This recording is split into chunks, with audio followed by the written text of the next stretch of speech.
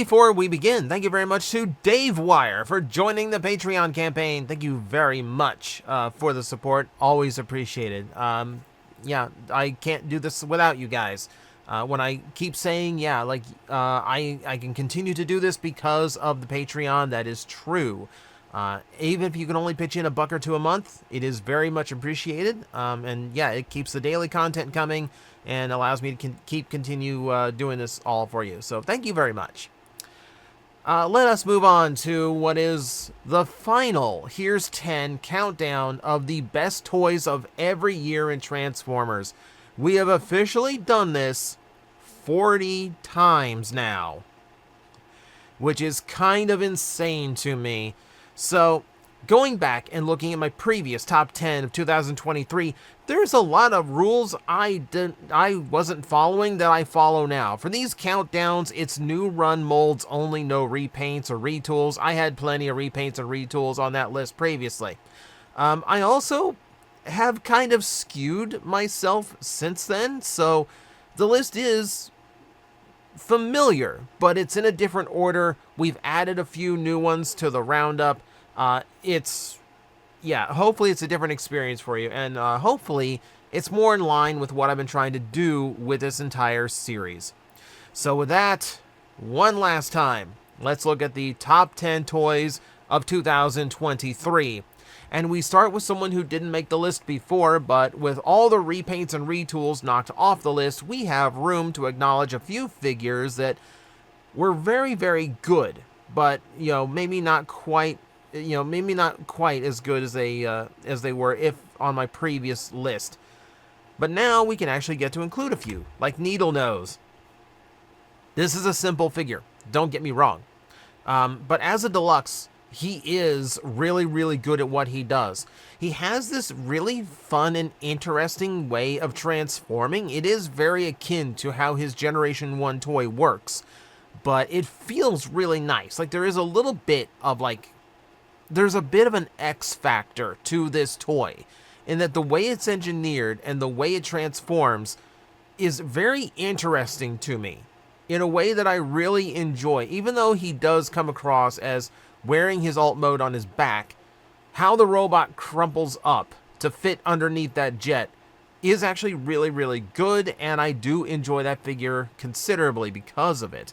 And then you add on the fact that he gets to have both of his target masters, and they still function the same way they always did.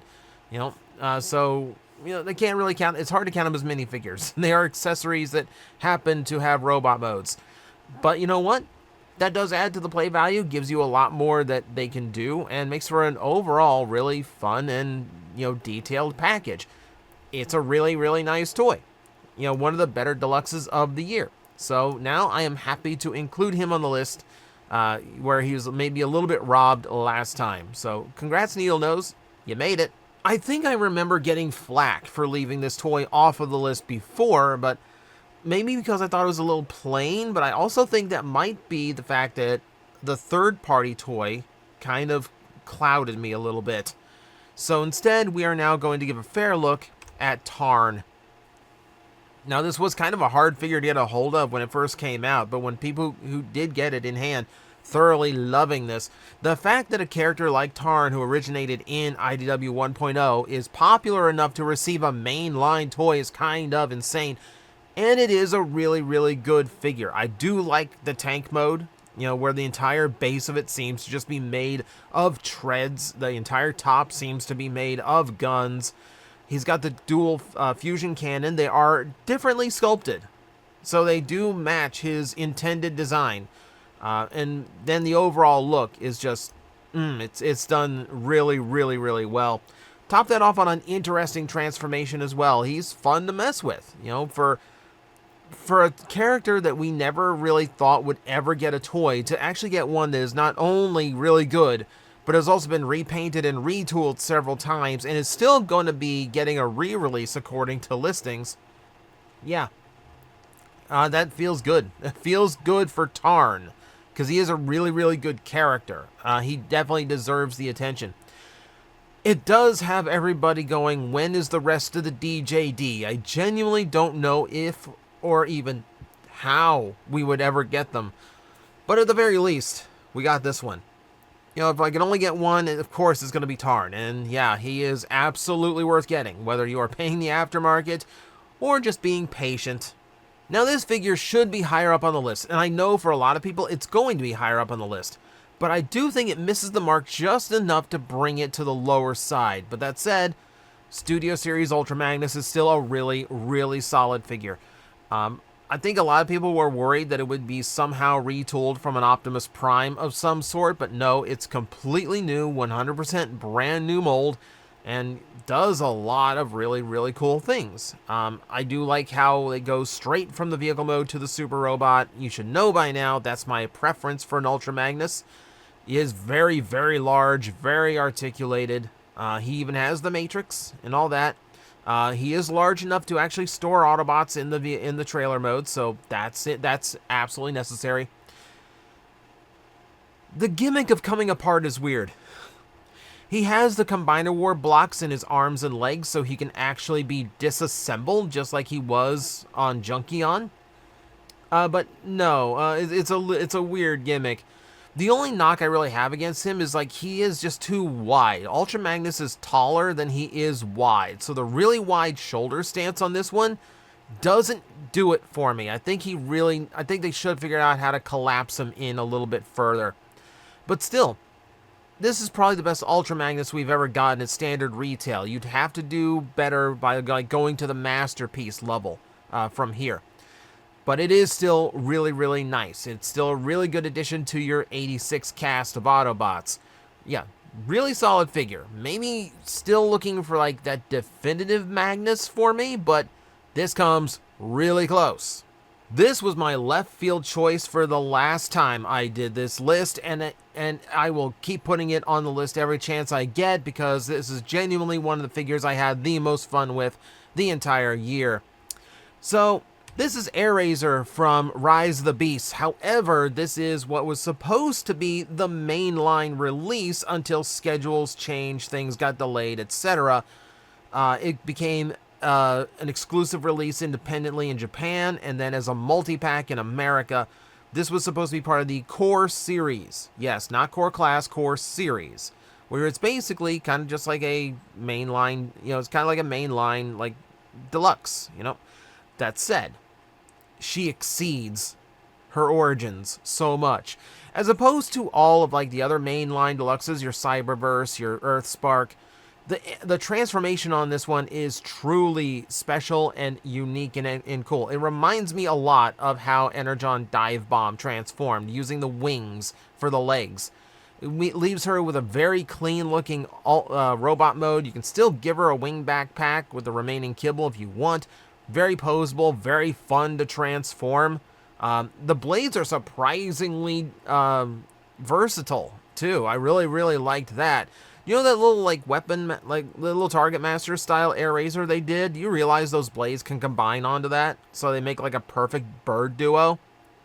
Yeah, I just keep finding things about this toy I absolutely love. It's still one that I will pick up to transform every now and then. Like, it's in rotation as to what my current desk figure is. And will probably continue to be for quite some time. Shame that this toy was not released at a wider level so we could potentially get a retool or repaint of it at some time. This would have been a shoe-in for a Energon Dive Bomb retool. As it stands, she's an oddity because of her unfortunate release, but I honestly find her to be one of the best Rise of the Beast toys we ever got.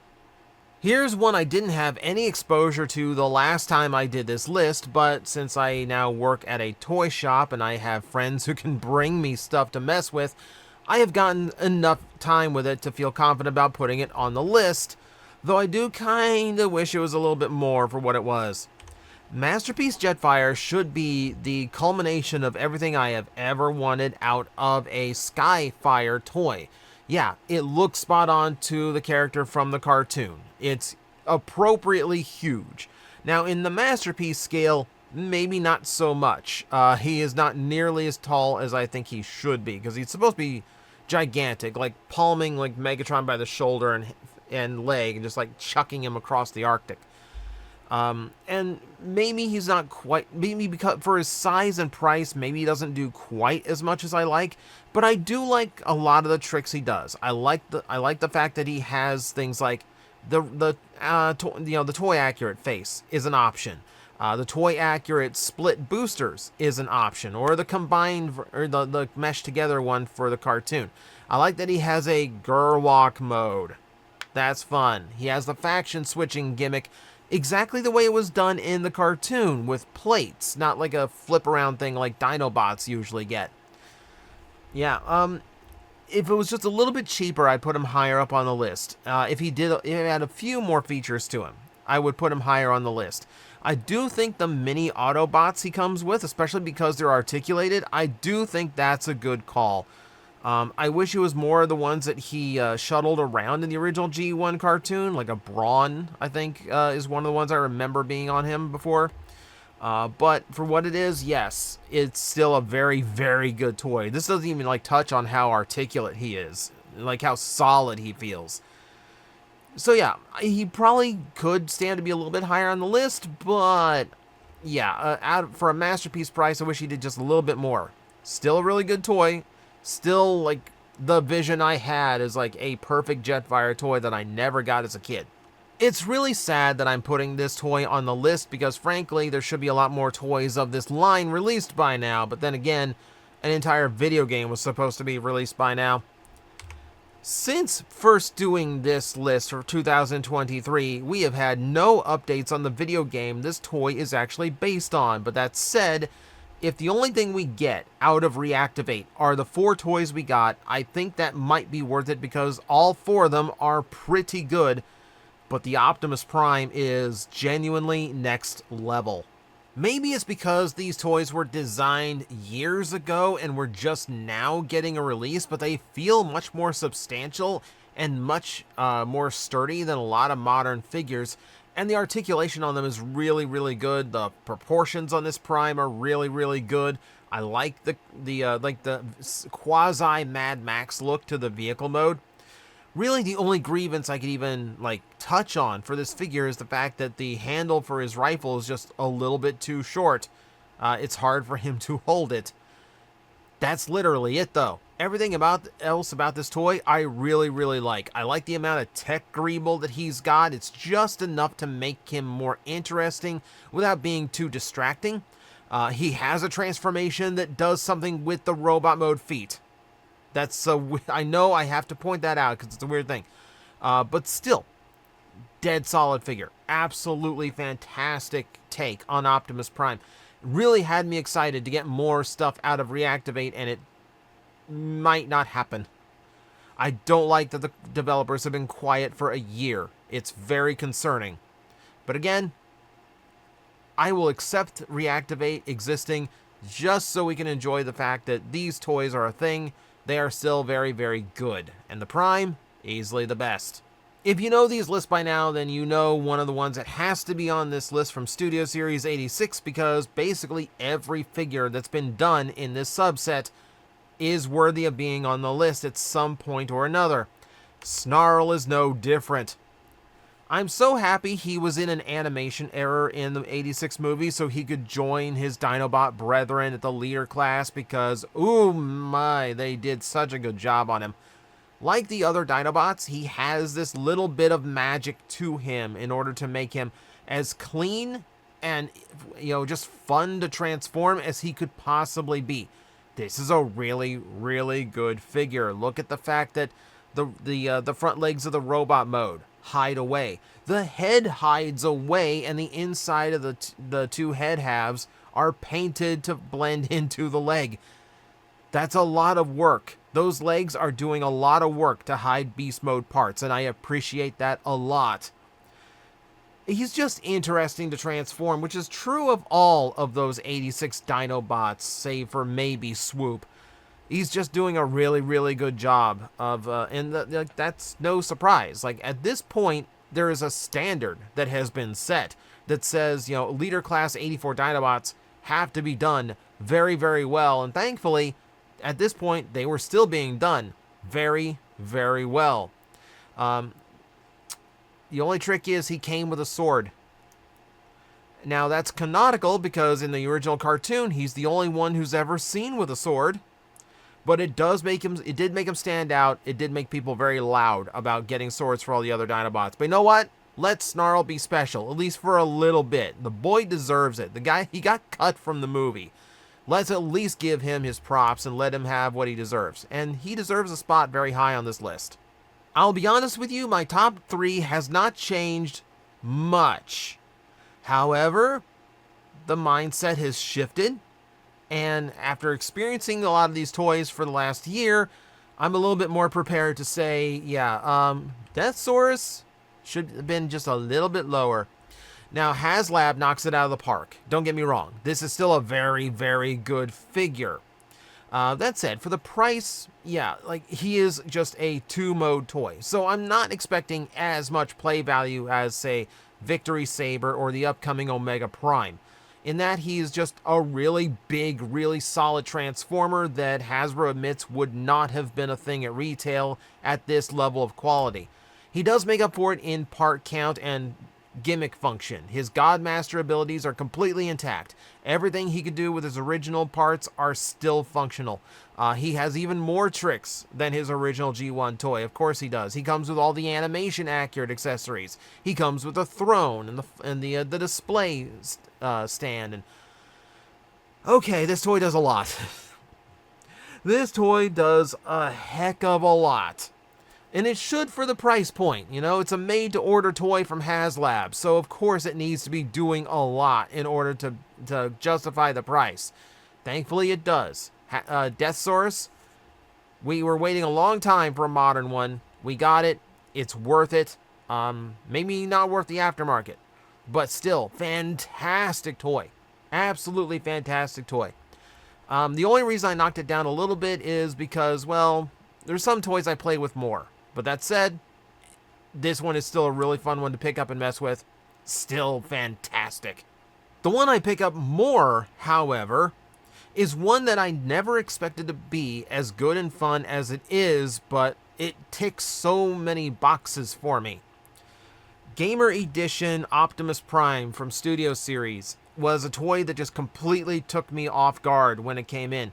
I was never big on the original Deluxe. It was too fiddly, too panely. Like, it's just, like, not as fun to play with, you know? And didn't really result in, like, a satisfying take on that Optimus Prime from the video game. This one nails it, however. It's a much cleaner transformation that's a lot more fun to do. There's some really unique little elements of transformation I don't recall in any other figure, at least not in recent memory. I love the trick with the axe. I love that the axe is double-sided, so you can flip it to being one blade or two. That's a really good trick. A game-accurate matrix, also a really nice thing to have. The only knock I would have is the fact that he can't hold his gun like a normal gun. He has to do the replacement arm thing, which they've amended in future Gamer Edition figures. So, like, this was just like a one-off mistake on what is otherwise a fantastic figure. Yes, I know he's hollow at the back. Look at a lot of the back of your Transformers. Like that's not so big. That's not really a big deal. Point being, it's fun. It's a fun figure. Feels big for its size.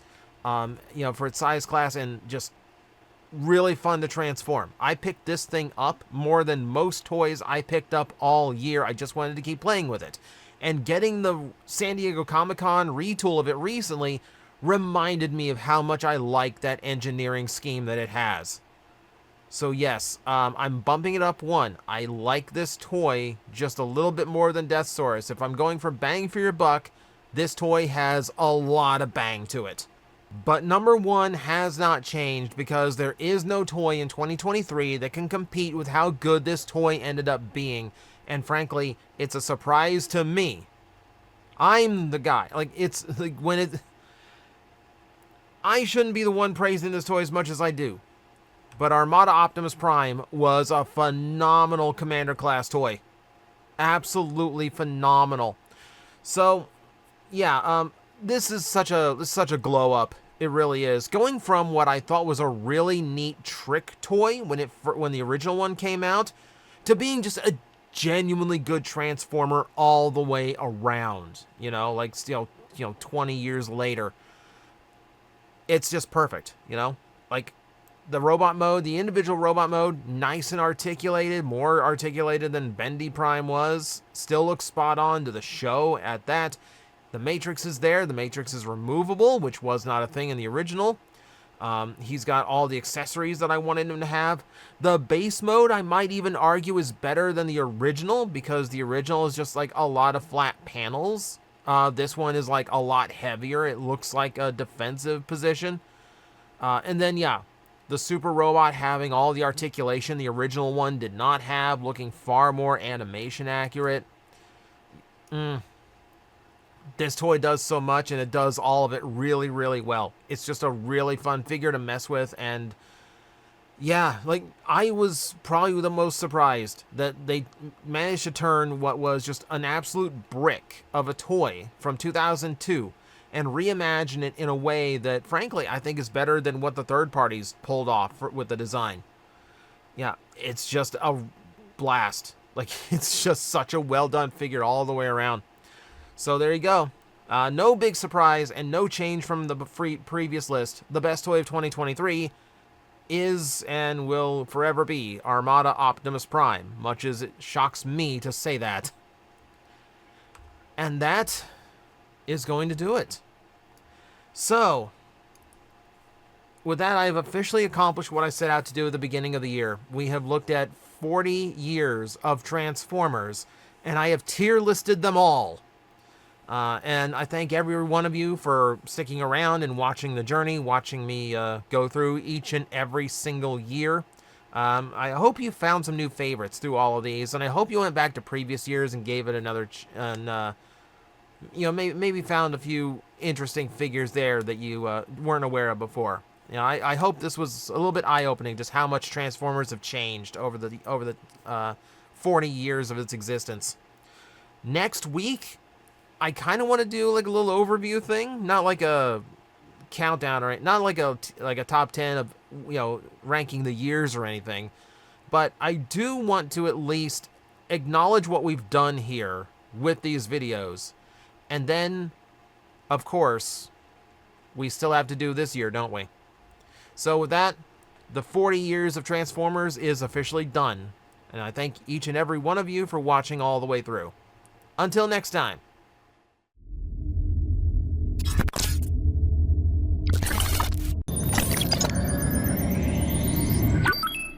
Analysis complete. Adapting translators to local language. Are you out there?